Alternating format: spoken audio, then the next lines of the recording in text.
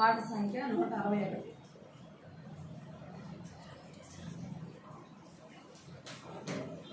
పాట సంఖ్య 161. అన్ని పాటలు కూడా 161.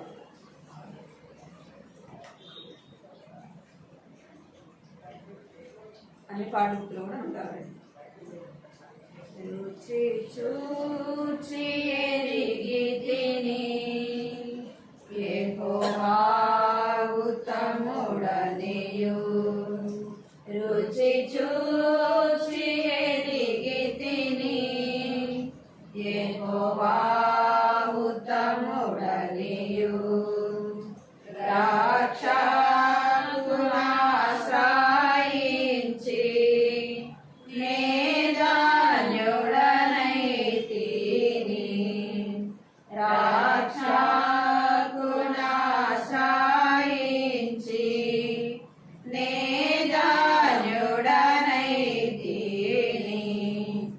రుచి చూచి ఎరిగితిని యెహోవా ఉత్తముడనియు. గొప్ప దేవుడవు నీవే, స్తుతులకు పాత్రుడవీవే.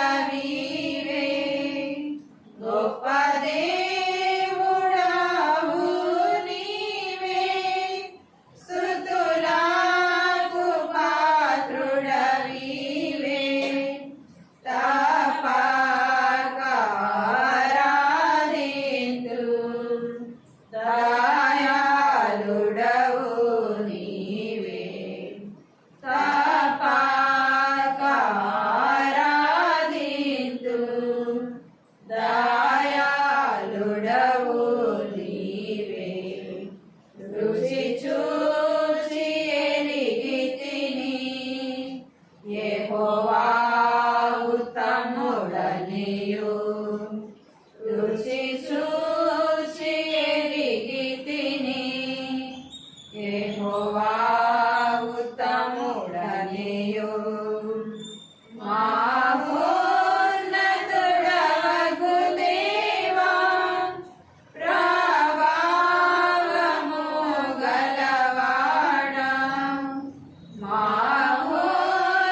మహోన్నతుడవగు దేవా,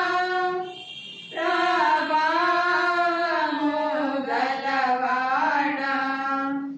మనసార పొగడెదను నీ ఆశ్చర్య కార్యములను. మనసార పొగడెదను నీ ఆశ్చర్య కార్యములను. రుచి చూచి ఎరిగితిని యెహోవా ఉత్తముడనియు. రుచి చూచి ఎరిగితిని యెహోవా ఉత్తముడనియు. మంచితనము గల దేవా, అతి శ్రేష్ఠుడవు అందరిలో.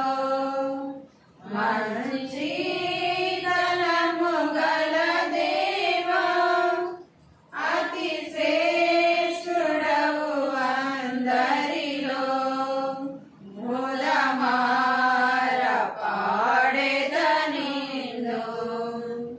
అతి సుందరుడవనియు. మూలమార పాడెదనిన్ను, అతి సుందరుడవనియు. రుచి చూచి ఎరిగితిని యెహోవా ఉత్తముడనియు. రుచి చూచి ఎరిగితిని యెహోవా ఉత్తముడనియు. నా జీవితమంతయును యెహోవాను స్తుతించెదను.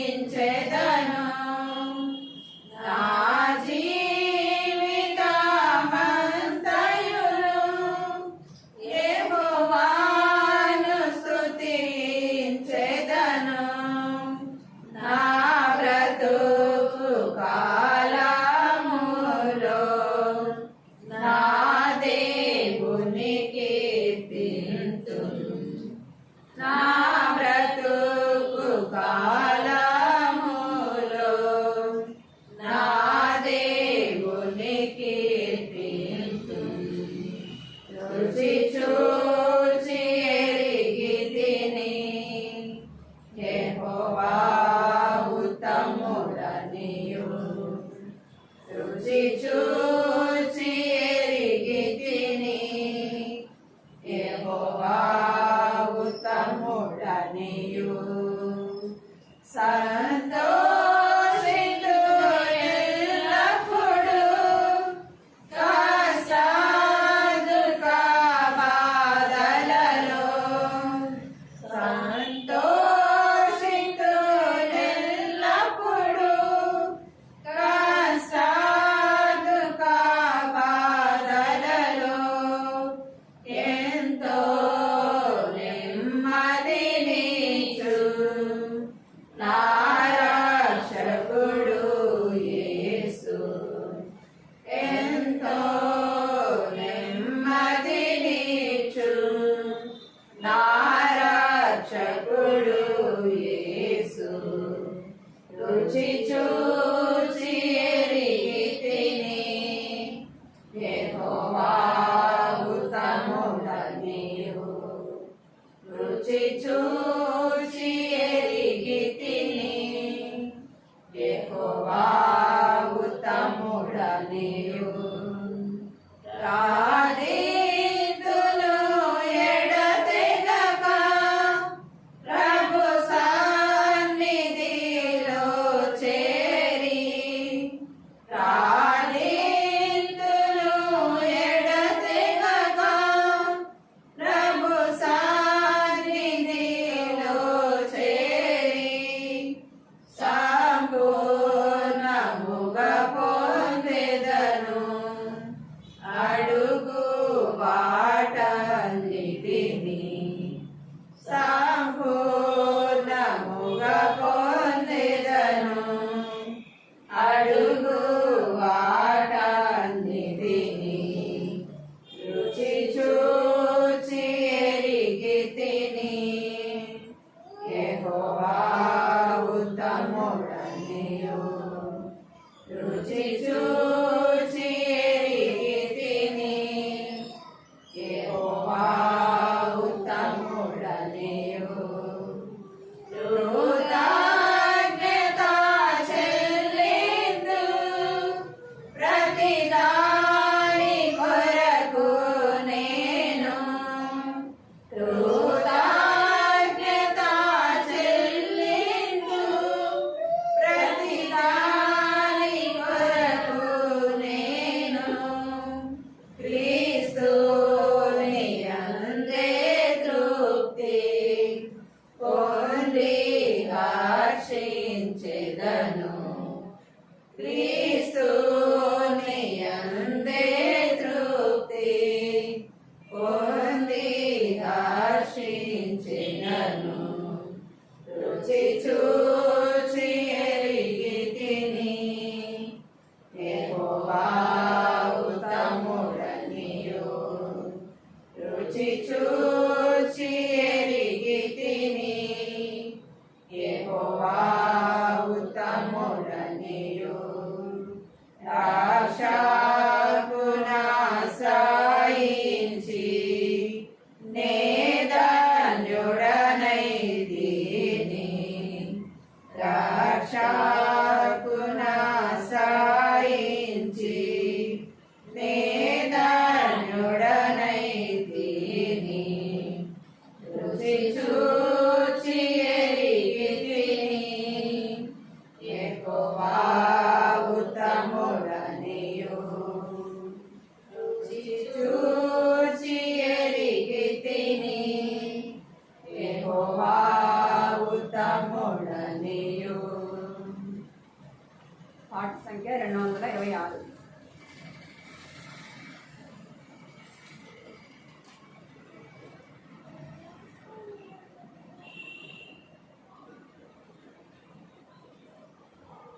పాట సంఖ్య 226.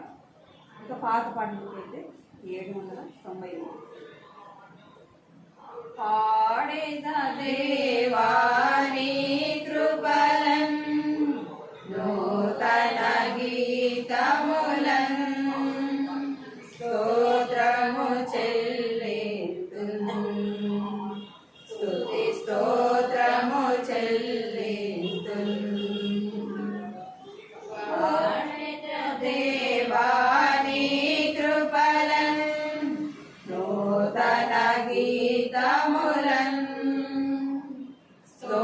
స్తోత్రము చెల్లింతును స్తుతి స్తోత్రము చెల్లింతును భూమి పునాదులు వేయక ముందే యేసులో చేసితివి భూమి పునాదులు వేయక ముందే యేసులో చేసితివి ప్రేమ పునాదులు వేసితివి దీనుని బ్రోచితివి ఈ దీనుని బ్రోచితివి పాడెద దేవా నీ కృపలన్ నూతన గీతములన్ స్తోత్రము చెల్లింతును స్తుతి స్తోత్రము చెల్లింతును ఆత్మము కలువరి సిలువలో కలునకు నీచితివి పరిమళ రక్తము కలువరి సిలువలో కలునకు నీచితివి ప్రేమ కృపా మహదైశ్వర్యములతో పాపము తుడిచితివి నా పాపము తుడిచితివి పాడెద దేవా నీ కృపలన్ నూతన గీతములన్ స్తోత్రము చెల్లింతును స్తుతి స్తోత్రము చెల్లింతును పాపము శాపము నరకపు వేదన మరి తొలగించితివి పాపము శాపము నరకపు వేదన మరి తొలగించితివి అపరాధములచే చచ్చిన నన్ను ధర బ్రతికించితివి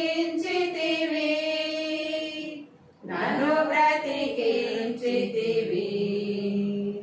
పాడెద దేవా నీ కృపలన్ నూతన గీతములన్ స్తోత్రము చెల్లింతును స్తుతి స్తోత్రము చెల్లింతును దేవుని రాజ్యపు వారసుడనుగా క్రీస్తులో చేసితివి దేవుని రాజ్యపు వారసుడనుగా క్రీస్తులో చేసితివి చీకటి రాజ్యపు శక్తుల నుండి నన్ను విడిపించితివి నన్ను విడిపించితివి పాడెద దేవా నీ కృపలన్ నూతన గీతములన్ స్తోత్రము చెల్లింతును స్తుతి స్తోత్రము చెల్లింతును ముద్రించితివి శుద్ధాత్మతో నన్ను భద్రము చేసితివి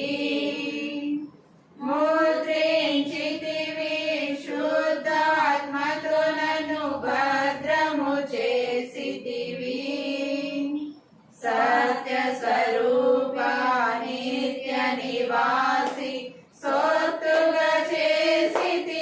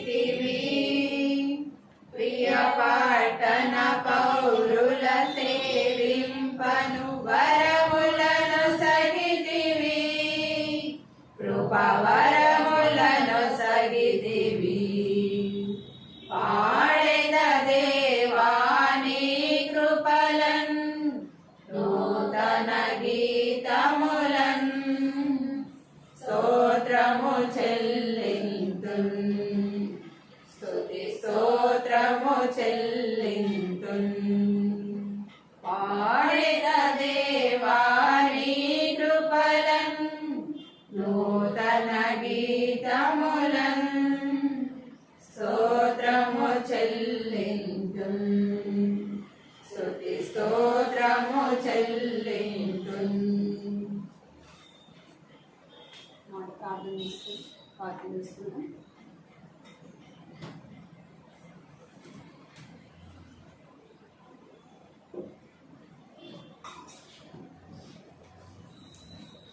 కృపా ప్రేమ గల తండ్రి క్షేమ దేవాన్ని బంగారు పాలకులు కూడా పాట ద్వారా నీ నామాన్ని స్తుతించడానికి మీరు ఇచ్చిన కృపను బట్టి వందనాలు చెల్లిస్తున్నాం. వాక్యం ద్వారా మాట్లాడండి ప్రభావ. వాక్యం కనుక మా హృదయాన్ని సిద్ధపరచండి, చూపించండి. ఆత్మ చెప్పు సంగతులు చెవిగలవాడు వినగాక సెలవిచ్చినారు. ఆత్మతో మీరు మాట్లాడుతున్నప్పుడు ఆత్మీయ చెవులు కలిగి వినటానికి గ్రహించడానికి సహాయం చేయండి. మా దృష్టి మనస్సు ప్రభావ మీ వైపు చూడడానికి జ్ఞాపకం చేసుకుని కావాల్సిన వాళ్ళు త్వరపెట్టి తీసుకురండి ప్రభావ. ప్రార్థన కొరకే మా హృదయాన్ని సిద్ధపరచమని చేరవచ్చు మిమ్మల్ని అందరినీ కూడా మీ ఆదరణ ఉంచుకోమని నిలబడుతున్నాం. కూడా బలహీనాన్ని ప్రభావ మీరు ఇప్పుడు చూపించి బలపరచమని నా నోటి మేము మాటలు ఉంచమని మీకు కొన్నాళ్ళు చెల్లిస్తే ఏ స్నామంలో ప్రార్థిస్తున్నాం తండ్రి. ఆమేన్.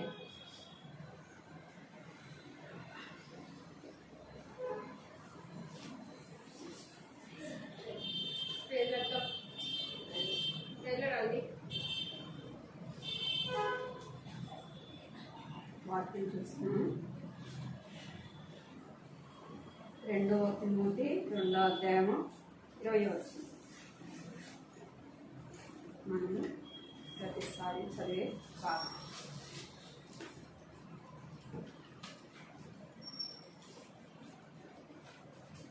తిమోతి 2వ అధ్యాయం 20వ వచనం తీసిన వాళ్ళందరూ కూడా కలిసి చదువుతుంది. గొప్ప ఇంటిలో వెండి పాత్రలను బంగారు పాత్రలను మాత్రమే కాక సరైనవి మంచివి కూడా వాటి కొన్ని ఘనతను కొన్ని ఘనతను వినియోగింపబడను. పేతురు రాసిన పత్రిక 3వ అధ్యాయం 1 పేతురు 3వ అధ్యాయం 7వ వచనం.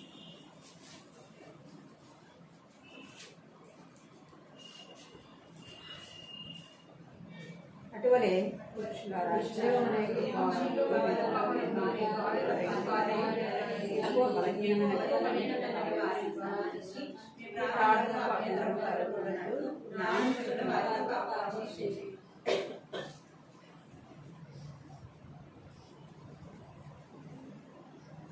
గొప్ప ఇంట్లో ఉన్న పాత్రలను మనం గత వారంలో కూడా చూస్తూ వచ్చాం. ఏం చూసాము గత వారంలో?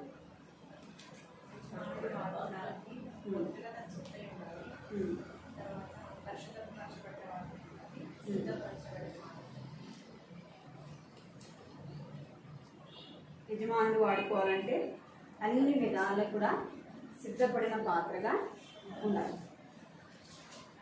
వారిని కూడా చూద్దాం.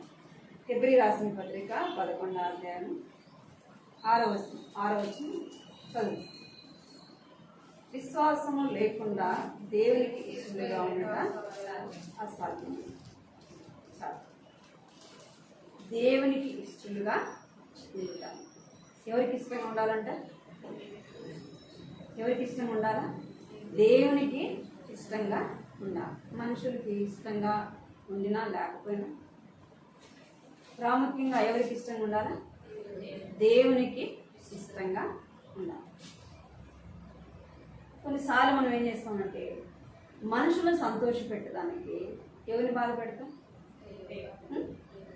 సృష్టికర్త అయిన దేవునైనా బాధ పెడతామేమో కానీ మనుషులు ఏం చేయమా బాధ.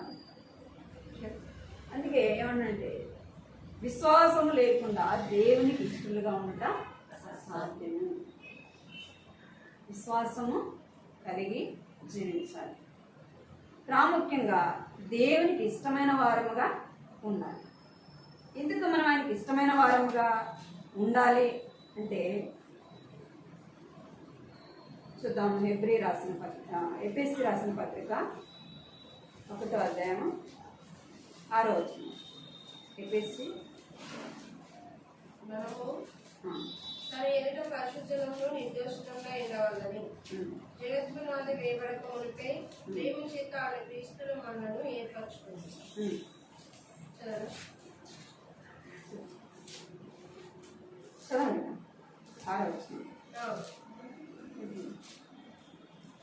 ముందుగా మనలను ముందుగా తన కోసము నిర్ణయించుకొని తన ఎదుట పరిశుద్ధముగా నిర్దోషముగా ఉండవలను. జగత్పునాది వేయబడకముందే ప్రేమ చేత ఆయనను మనం క్రీస్తులో కూడా ఏర్పరచుకోను. ముందుగా ఆయన ఏం చేశాడంటే మనల్ని ఏర్పరచుకొని నియమించి తిన్నాడు. అందుకే అపోస్తలుడైన పౌలు కూడా అంటాడు, ఏమంటే నేను తల్లి గర్భంలో ఉండగానే ఆయన నన్ను ఏర్పరచుకున్నాడు. అంటే ఆయన ముందుగానే ఎవరి కోసం నిర్ణయించుకున్నాడంట? ఆయన కోసం మనల్ని ఏర్పరచుకొని ఆయన జగత్పునాది వేయబడక మునిపే క్రీస్తుడు మనల్ని ఏం చేసినాడంట? ఏర్పరచుకొని తిన్నాడు. ఆయన ముందుగా మనల్ని ఏం చేసినాడంట? నిర్ణయించినాడు. తల్లి గర్భంలో ఉండగానే మనల్ని ఆయన నియమించినాడు. ఆయనకు ఇష్టంగా నిర్మించుకున్నాడు. మనము ఆయన యొక్క స్వరూపము కదా. ఎవరి స్వరూపం అంట? ఆయన యొక్క స్వరూపము. అందుకే ఆయన మనల్ని తన పోలిక చొప్పున చేస్తూ వచ్చినాడు. ఆయన బిడలముగా ఆయనకి ఇష్టమైంది మనము చేయాలి. మనం ఆయన బిడ్డలము కాబట్టి మనం ఎలా ఉండాలంట? ఆయనకి ఇష్టమైన వారముగా ఉండాలి. ఆయన మనలను పుట్టించినాడు. జగత్పునాది వేయబడక మునిపే క్రీస్తులో మనల్ని ఆయన ఏర్పాటు చేసుకున్నాడు. కనుకనే మనం ఎలా ఉండాలంటే ఆయనకి ఇష్టమైన పాత్రగా ఉండాలి. ఏ పాత్ర అంట? ఆయనకి ఇష్టమైన పాత్రగా ఉండాలి. ఇష్టమైన పాత్రగా మనము మన జీవితము, మన యొక్క ప్రవర్తన, మన యొక్క మాటలు అన్నీ కూడా ఎవరికి ఇష్టంగా ఉండాలా? దేవునికి ఇష్టంగా ఉండాలి. ఆయనకి ఇష్టంగా ఉండాలంటే ఏం చేయాలి? ఆయనకి ఇష్టమైంది ఏంది? మన నుంచి ఏం కోరుకుంటున్నాడు ఆయన?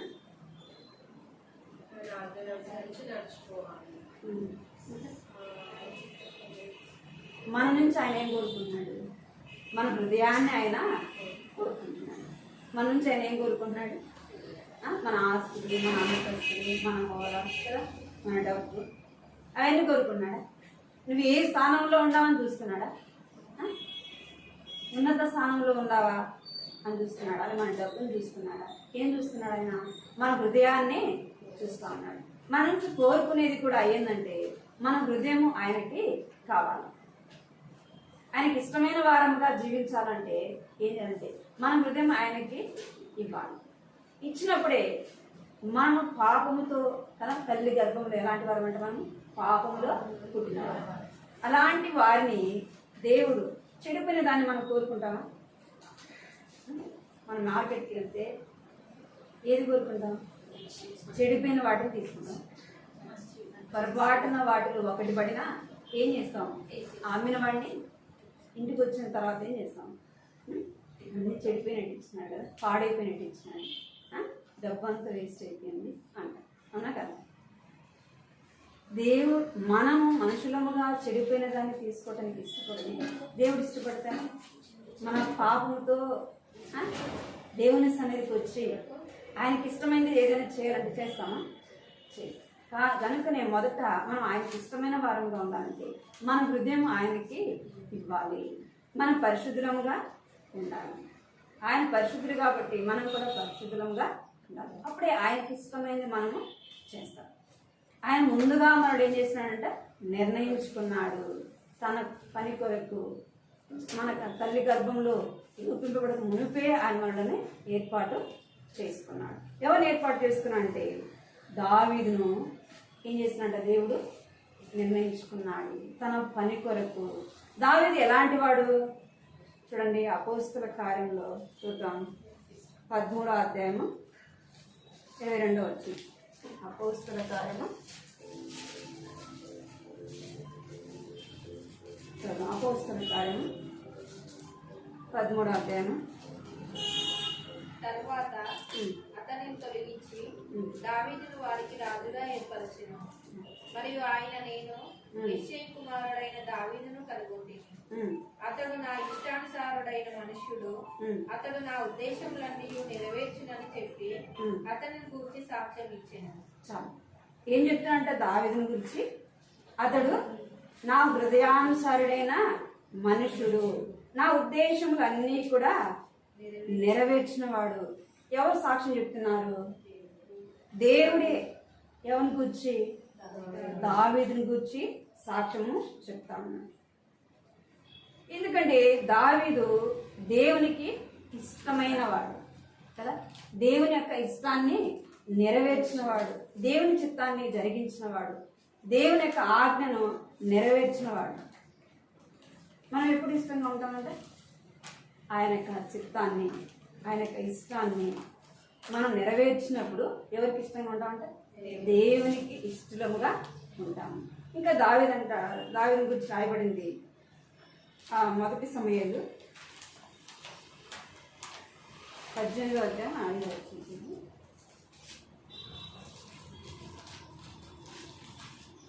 13వ అధ్యాయం 14వ వచనం చదవండి. మొదటి సమయాలు 13వ అధ్యాయం. యెహోవా తన చిత్తానుసారమైన మనస్సును కనుగొని ఉన్నాడు. నీకు ఆజ్ఞాపించిన దాన్ని నీవు గైకొనక పోతివి గనుక యెహోవా తన జనుల మీద అతన్ని అధిపతినిగా నియమించును. చాలు. ఇట్లా అంట, యెహోవా తన చిత్తానుసారమైన మనిషిని కనుగొని ఉన్నాడు. దేవునికి ఇష్టమైన మనిషిని ఏం చేసినంట దేవుడు కనుగొన్నాడు. ఎంతోమంది ఉన్నారు కదా, దావీదు యొక్క అన్నదమ్ములు ఉన్నారు, అందరూ ఉన్నారు. దేవుడు ఎవరిని కోరుకున్నాడంట? దావీదును కోరుకున్నాడు. దావీదు ఏం పని చేసేవాడు? గొర్రెలను మేపేవాడు. అంత ప్రాముఖ్యమైన వాడా? యుద్ధం తెలుసా? రాజ్యాన్ని పరిపాలించేది తెలుసా? తెలియదు. కానీ ఎవరు కోరుకున్నారు? దేవుడు కోరుకున్నాడు. మనం ఎవరైనా కావచ్చు, దేవుడు ఏం కోరుకోడు? మన యొక్క అంతస్తుని కాదు, మనం ఏ స్థితిలో ఉందామనేది కాదు. ఏమంటే ఇష్టం దేవుడికి? మన హృదయాన్ని దేవుడు చూస్తాడు. దావీదు హృదయాన్ని దేవుడు చూశాడు. దావీదు ఏ పని చేసినా ఏం చేసేవాడంట? గొర్రెలు మేపుతా ఉన్నా ఏం చేసేవాడు? దేవుణ్ణి స్తుతించేవాడు కదా. దావీదు ఏం చేసేవాడు? తన పని చేసుకుంటానే దేవుణ్ణి స్తుతించేవాడు. పాటలు పాడుకుంటూ, ఆ వీణ వాయించుకుంటూ ఏం చేసేవాడు? దేవుణ్ణి స్తుతించేవాడు. దేవునికి ఏది ఇష్టమో అదే తాను చేసేవాడు. అంటే దేవుని చిత్తాన్ని జరిగించేవాడు. అందుకే దేవుడు ఎవరు కోరుకున్నాడంట? దావీదునే కోరుకున్నాడు. దావీదు దేవునికి ఇష్టమైన వాడుగా ఉన్నాడు. నా జీవితంలో ఎవరికి ఇష్టంగా ఉండాలి? దేవునికి ఇష్టంగా ఉండాలి.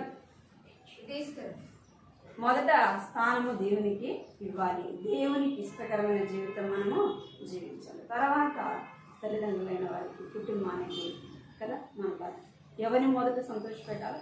దేవుని సంతోషపెట్టాలి. ఆయనకి ఇష్టమైన వారముగా ఉండాలి. దావీదును దేవుడు కోరుకున్నాడు. దావీదు దేవునికి ఇష్టమైన వాడుగా ఉండి వచ్చాడు. ఇంకెవరిని కోరుకున్నాడంటే అపోస్తుడైన పౌలుని. ఎవరిని కోరుకున్నాడు? అపోస్తుడైన పౌలు దేవుడు కోరుకున్నాడు. పౌలు మొదట పేరు సౌలు కదా. సౌలు ఏం చేసి వచ్చినాడు? దేవుని ప్రజల్ని హింసించిన వాడు, చంపించిన వాడు, చెరసాల్లో వేయించిన వాడు. అలాంటి మనిషిని మనం ఏం చేస్తాము? ప్రేమిస్తాము. అలాంటి మనిషిని మనం దగ్గర తీసుకొని ఆతిథ్యం ఇస్తాం కదా, ఇస్తాము. వాళ్ళు అక్కడ ఉన్నాము, మనం ఏం చేస్తాము? మంచివాడు కాదు ఎన్ని చెప్తాము, మనం అనుకుంటాము, ఇతరులకు కూడా చెప్తాం. అయితే అలాంటి వాడిని దేవుడు కోరుకున్నాడు. సౌలు యొక్క జీవితం ఎలాగ మార్చబడిందంట? పౌలుగా మార్చబడింది. దేవుని కొరకు దేవునికి ఇష్టమైన జీవితము పౌలు జీవించినాడు. అందుకే పౌలు అంటాడు, ఏమంటాడు? నా పరుగు కడముట్టించి తిని విశ్వాసము కాపాడు, నా కొరకు నీతి కిరీటము ఉంచబడి ఉన్నది. అంత దృఢమైన మాట ఎలా చెప్పగలిగినాడు అంటే తన ఆ రీతిగానే దేవుని కొరకు జీవించాడు. ముందు దేవుని ప్రజలు హింసించిన వాడు, కొట్టినవాడు, చంపినవాడు, అలాంటి వాడు అదే పరిస్థితిలో అదే మార్గం కూడా ఎవరు ఉన్నారు?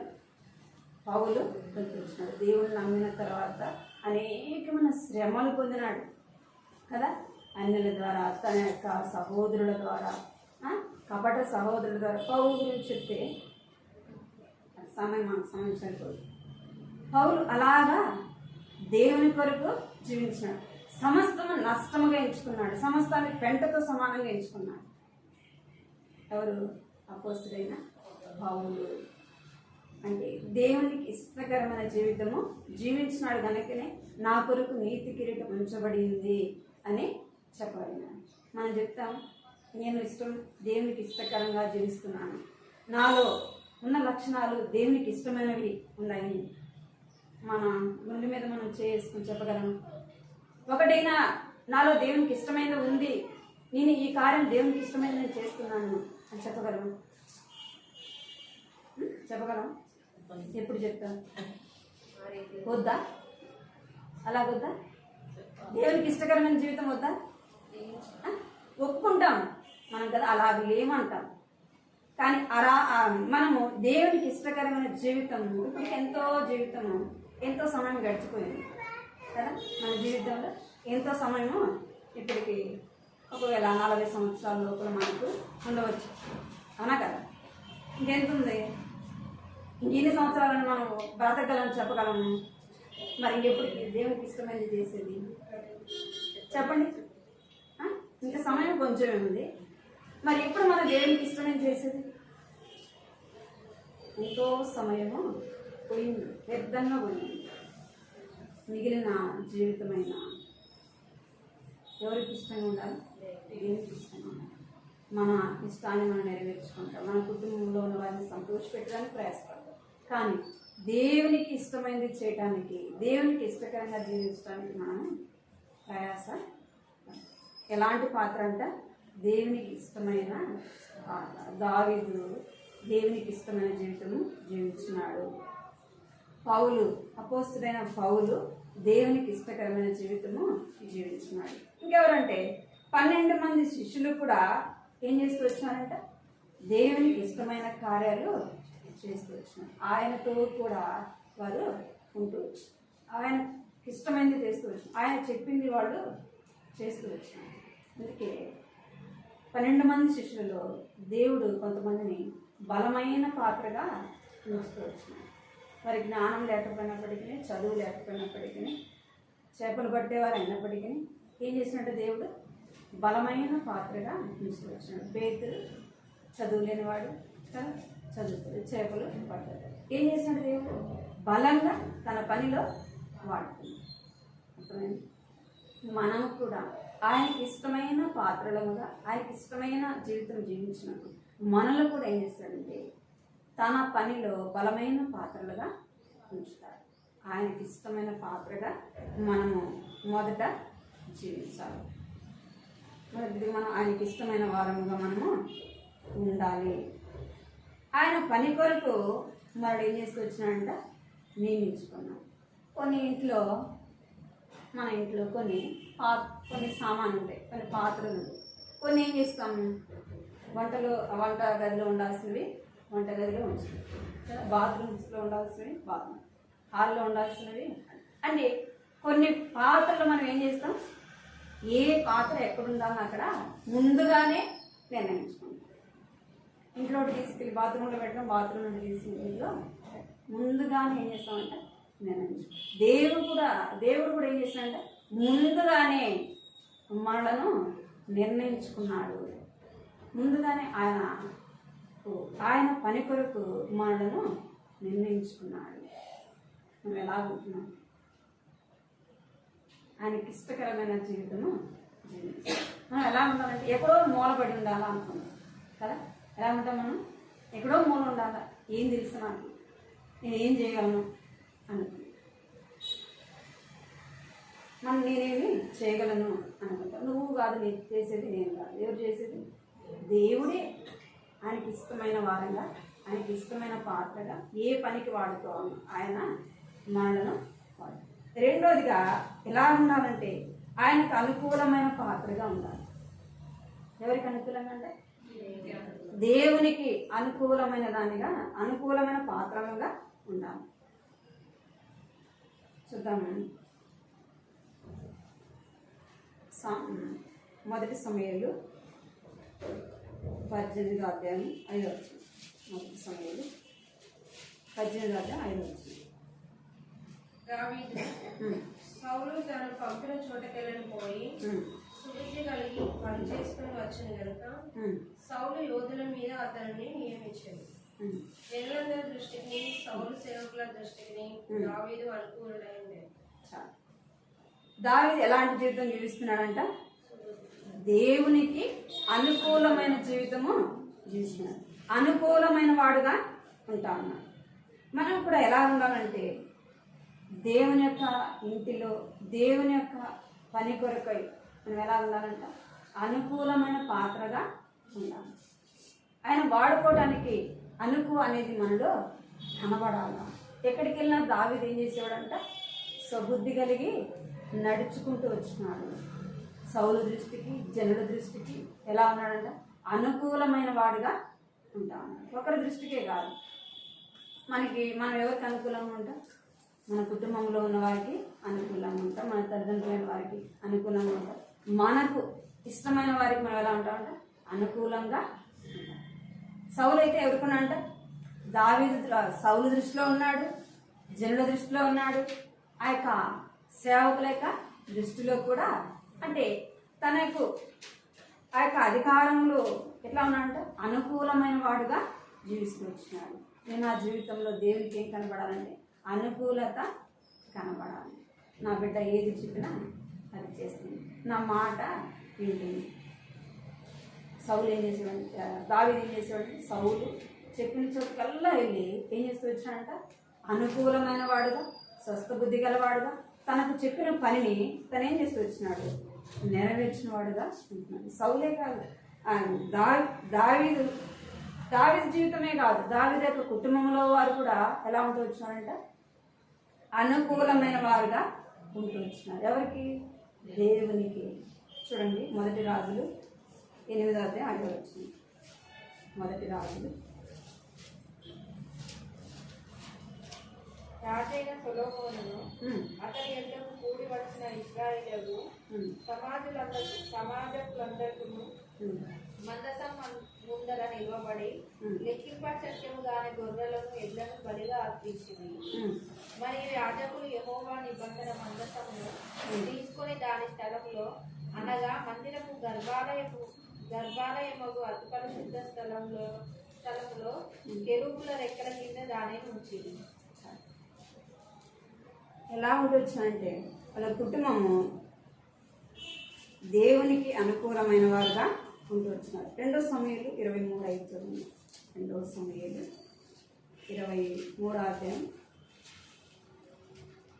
5వ వచనం. నా సంతతి వారు దేవుని దృష్టికి అనుకూలులే కదా, ఆయన నాతో నిత్య నిబంధన చేసి ఉన్నాడు. ఆయన నిబంధన సర్వసంపూర్ణమైన నిబంధన, అది స్థిరమాయను, దేవునికి పూర్ణానుకూలము, అది నాకు అనుగ్రహింపబడిన రక్షణార్థమైనది. ఎట్లా ఉన్నారంట? దావీదు మాత్రమే కాదు, దావీదు కుటుంబం కూడా దేవునికి అనుకూలమైన జీవితము జీవిస్తూ వచ్చినారు. ఈ మట్టుకే కాదు, ఎలా అంటే మన కుటుంబంలో మన బిడ్డలైన వారు కూడా, మన కుటుంబం అంతా కూడా ఎవరికి అనుకూలంగా ఉండాలంట? దేవునికి అనుకూలంగా ఉండాలి. మన కుటుంబం అంతా కూడా అనుకూలంగా ఉండాలంటే మొదట ఎవరు ఉండాలి? ఎవరో ఒకరు ఉండాలి కదా. తండ్రి ఎవరో ఒకరు ఎలా ఉండాలి? దేవునికి అనుకూలమైన వారంగా, దేవునికి ఇష్టమైన వారంగా ఉండాలి. కుటుంబం అంతా ఒకసారి రక్షణ పొందుతుంది, పొందదుగా. ఒకరు పొందిన తర్వాతే మరొకరు పొందారు. కాబట్టి ఇక్కడ దావీదు రాజు దేవునికి అనుకూలమైన వాడుగా ఉంటున్నాడు కాబట్టి తన కుటుంబం అంతా కూడా ఎలా ఉంది? దేవునికి అనుకూలమైన వారుగా ఉన్నారు. దావీదు దేవునికి ఇష్టమైన వాడుగా ఉన్నాడు కాబట్టి తన కుటుంబాన్ని దేవుడు ఏర్పరచుకున్నాడు, తన కుటుంబాన్ని నియమించుకున్నాడు. నీవు నేను కూడా ఆ రీతిగా జీవించినప్పుడు మన కుటుంబంలో ఉన్న వారిని దేవుడు ఏం చేస్తాడు? తనకి ఇష్టమైన వారిగా దేవుడు ఏర్పాటు చేసుకుంటాడు. తనకి ఇష్టమైన పాత్రలో కనుక మనము ఉన్నాం. రెండవది, దేవునికి అనుకూలమైన పాత్రగా మన జీవితము ఉండాలి. మూడవదిగా హెబ్రీ రాసిన పత్రిక 12వ అధ్యాయం. హెబ్రీ రాసిన పత్రిక 12వ అధ్యాయం 5-6 వచనం చూడండి. నా కుమారుడు ప్రభు చే శిక్షను తృణీకరించకు, ఆయన నేను గద్దించినప్పుడు విసుకకు.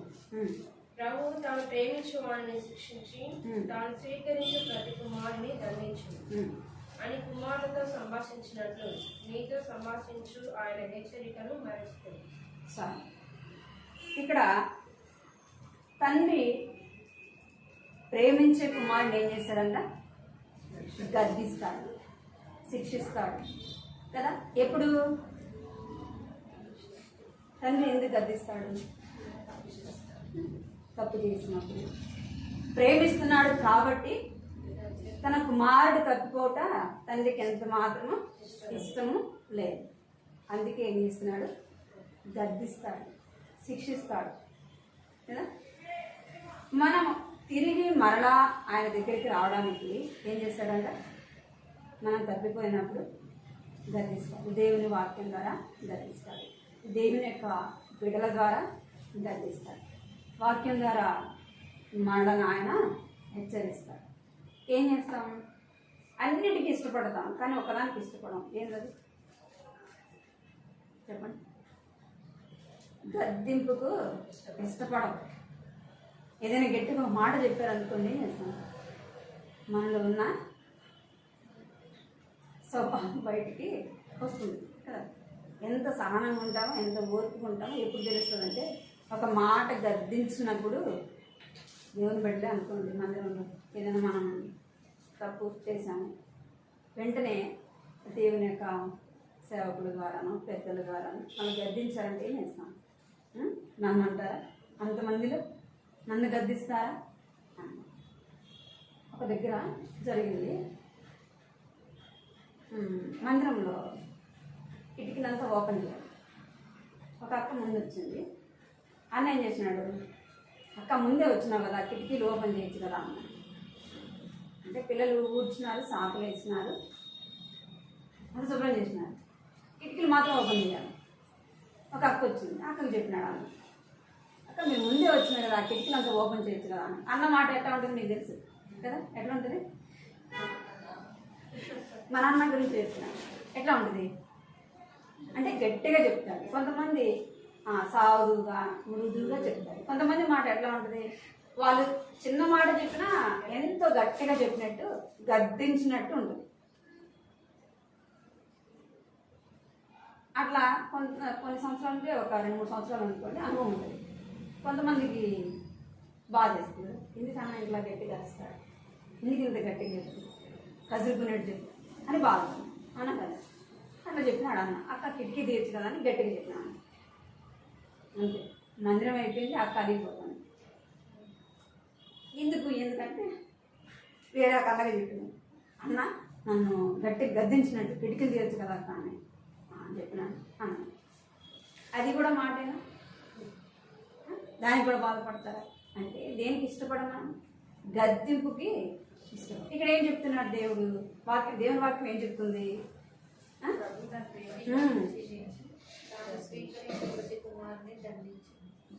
తండ్రి ప్రేమించే కుమారుని ఏం చేస్తాడు? గద్దిస్తాడు. ఆ గద్దింపుకు లోబడలేదనుకో ఏం చేస్తాడు? శిక్ష కూడా ఉంటుంది. మనము గద్దింపును ఏం చేయకూడదు?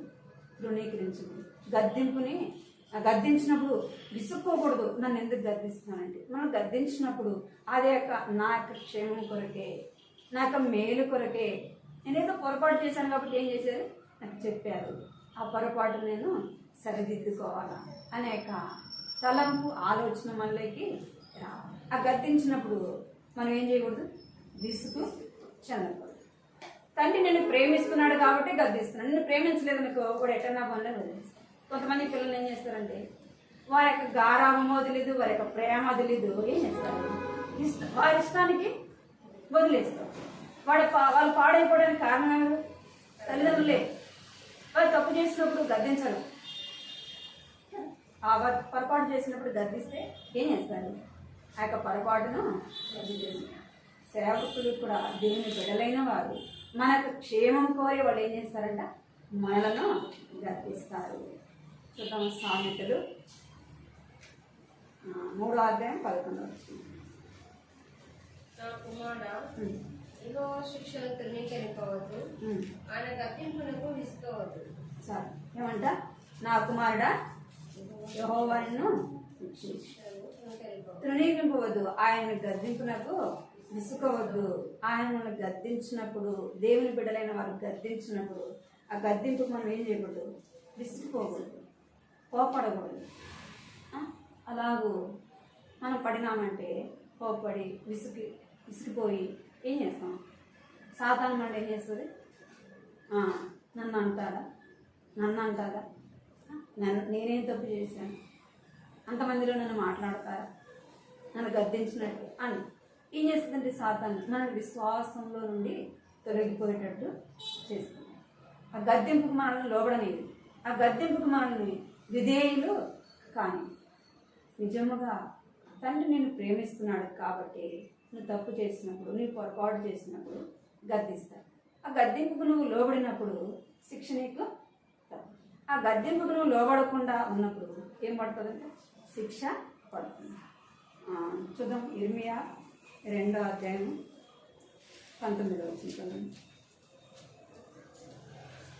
నీ దేవుడైన యెహోవాను విసర్జించుటయు, నీకు నా ఎడల భయభక్తులు లేకుండుటయు, బాధకును శ్రమకును కారణమవునని నీవు తెలుసుకొని గ్రహించినట్లు నీ చెడుతనమును నిన్ను శిక్షించును. నీవు చేసిన ద్రోహము నిన్ను గద్దించునని ప్రభువు సైన్యములకు అధిపతి యెహోవా సెలవిచ్చుచున్నాడు. మన బాధకు శ్రమకు కారణం ఏంటంట? దేవుని యందు భయభక్తులు లేకపోవడం బట్టి. నిజముగా మనం దేవునికి భయపడితే గద్దింపుకు మనము భయపడం, శిక్షకు లోబడం. ప్రభు నా యొక్క మేలు కొరకే, దేవుని బిడ్డలైన వారు నా మేలు కొరకే చెప్పినారని ఆ యొక్క మనస్తత్వం మనలో ఉంటుంది. గద్దింపుకు మనము విసుకోవద్దు, గద్దింపుకి ఏం చేయాలంట? లోబడాలి. చూడండి యోగు రాసిన యోగు 5:17.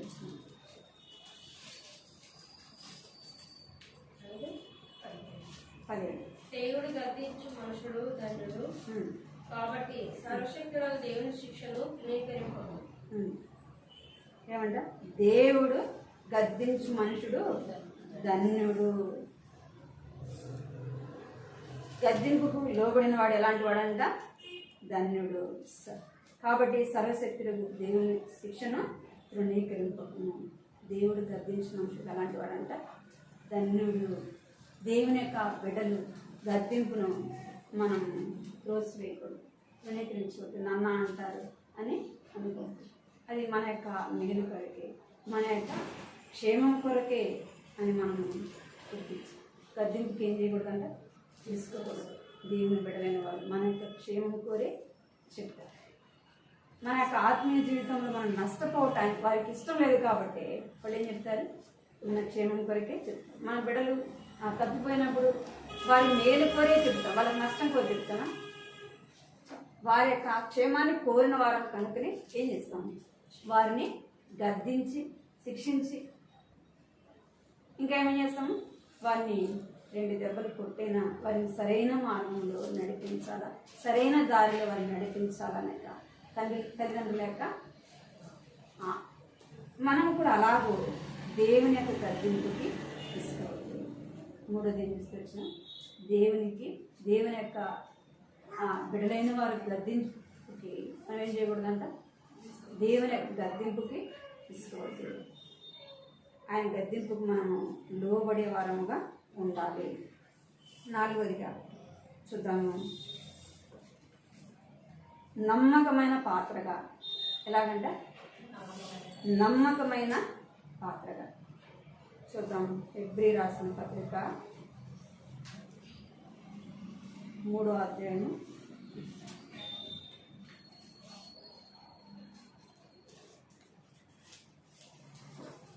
3వ అధ్యాయం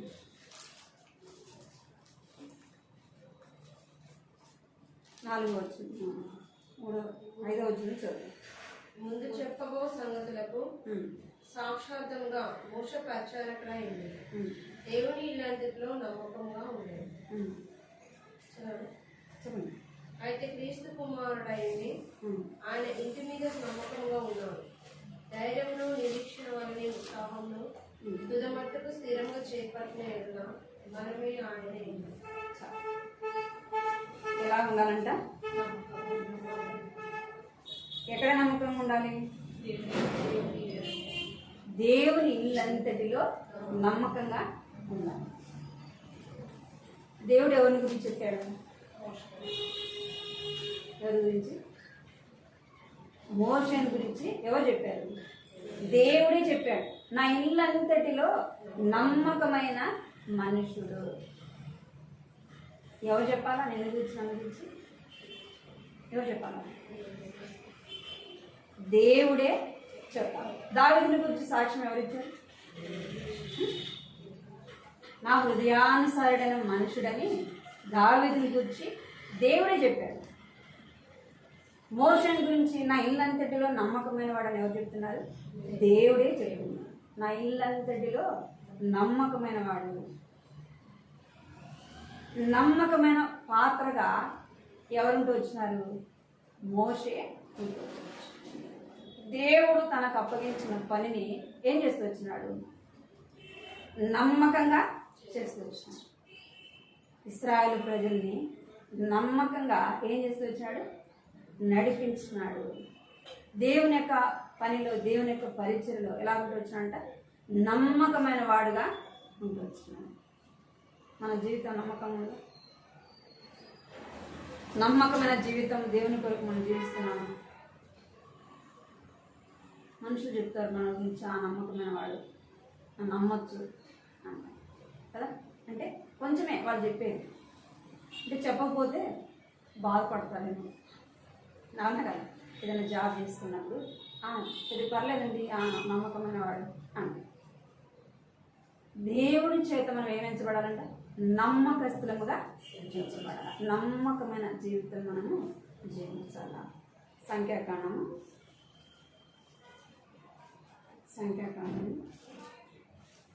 12వ అధ్యాయం 7వ వచనం. అతడు నా ఇల్లంతటిలో నమ్మకమైన వాడు.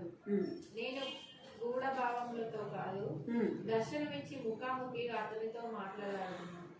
అతడు యెహోవా స్వరూపమును నిదానించి, కాబట్టి నా సేవకుడైన మోషేకు విరోధంగా మాట్లాడుటకు మీరేలా భయపడలేదని. ఏం చేస్తున్నాడు దేవుడు? అతడు నా ఇల్లంతటిలో నమ్మకమైన వాడు. నేను గోడ భావములతో కాదు, దర్శనమిచ్చి ముఖాముఖిగా అతనితో మాట్లాడాడు. దేవుడు ఎవరితో మాట్లాడతాడంట? నమ్మకస్తులైన వారితో దేవుడు. ఆయనకి ఇష్టమైన వారితో దేవుడు మాట్లాడు. ఆయన గద్దింపు వినేవారితో దేవుడు మాట వినేవారికి చెప్తారు. ఏదైనా పని మాట చెప్పాలి. ఏదైనా పని చేయించుకోవాలనుకోండి, అధికారులైనా, నా కుటుంబంలో అయినా, నా యొక్క 3 పిల్లలు ఉన్నారు, అందరూ మాట ఉంటారు, అందరూ చెప్పింది చేస్తారు.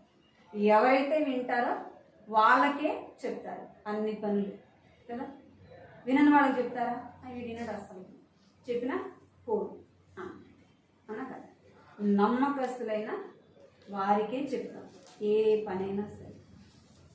ఇంకొకటి, విసుకకుండా కదా, ఏదైనా పని చెప్పినప్పుడు సనుగుతా గొనుగుతా చేస్తామనుకో, వాళ్ళకి చెప్తాం పని ఏం చేస్తారు? మనం ఏదైనా చెప్పినా సనుగుతా గొనుగుతా ఉంటాడు, వీళ్ళకి గుర్తు. అంటే సనిగే వారికి, గొంతుగే వారికి, ఇష్టం లేకుండా పని చేసేవారికి మనం చెప్పాలి. ఎలాంటి వారికి చెప్తామంటే, మన గతించిన లోబడే వారికి, నమ్మకముగా పనిచేసే వారికి మనము దేవుని పని కూడా, దేవుని ఇంటిలో కూడా ఎవరికి చెప్తాడంటే దేవుడు నమ్మకమైన వారికి చెప్తాడు. దేవుని ఇంటిలో ఎలాంటి వారు కావాలని దేవుడు చూస్తున్నాడంటే, చూడండి, కీర్తనలు 116:11 వచ్చింది. కీర్తనలు 116:11. నేను తొందరపడిన వాడనై ఏ మనుషుడును నమ్మదగిన వాడు కాడనుకున్నది. 116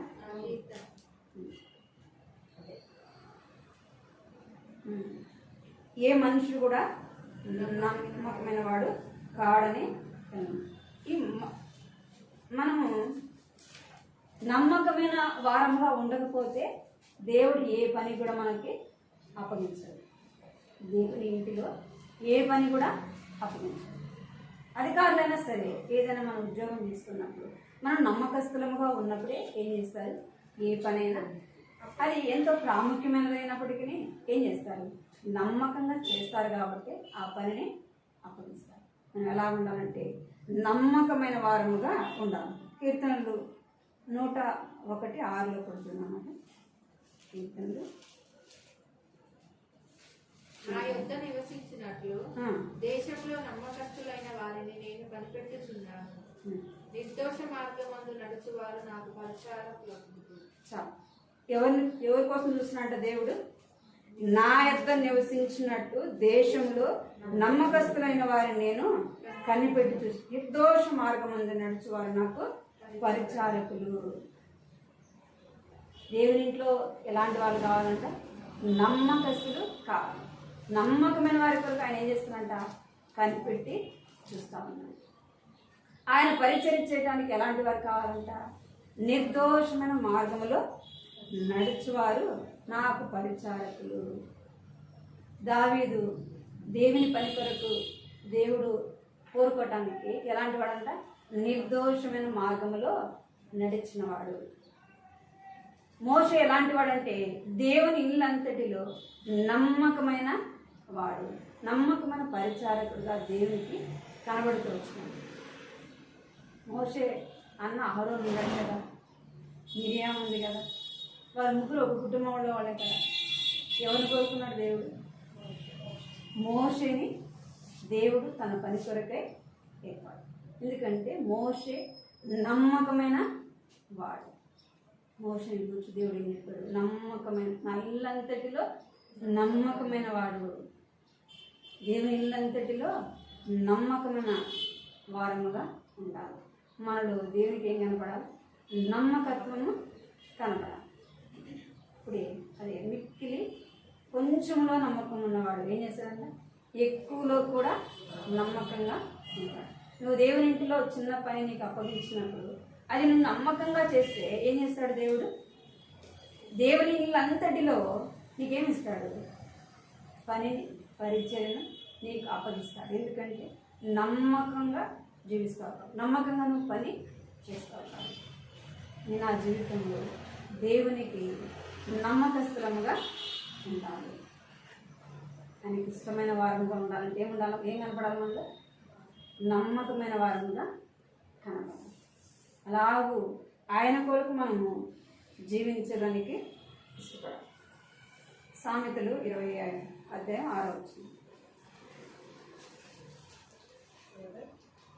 20:6. దయచూపు వాడిని కలుసుకొనుట అనేకులకు తలస్పించును, నమ్మకములైన వాడు ఎవరికి కనబడును. ఏమంట?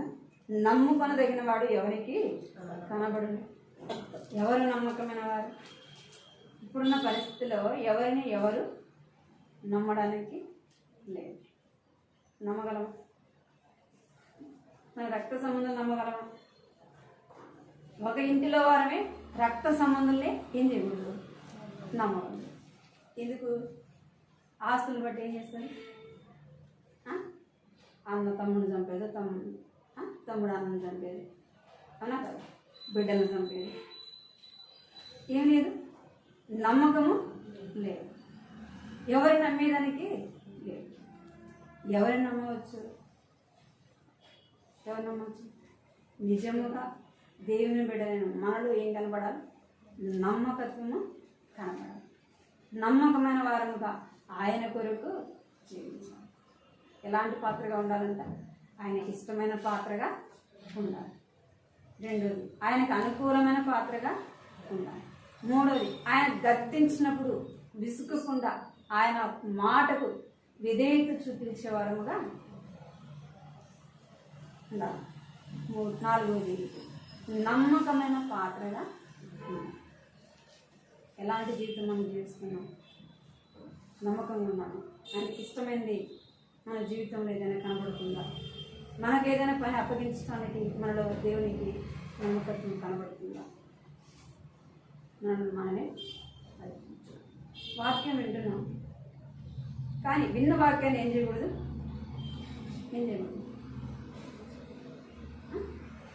విడిచిపెట్టకూడదు. ఏం చేయాలి? అనుదిన జీవితంలో ఆ రీతిగా ఉండటానికి దేవుని యొక్క సహాయాన్ని కోరుకోవాలి. ఇప్పుడు మన విన్న వాక్యానుసారంగా జీవించడానికి మన వల్ల అయితే కాదు.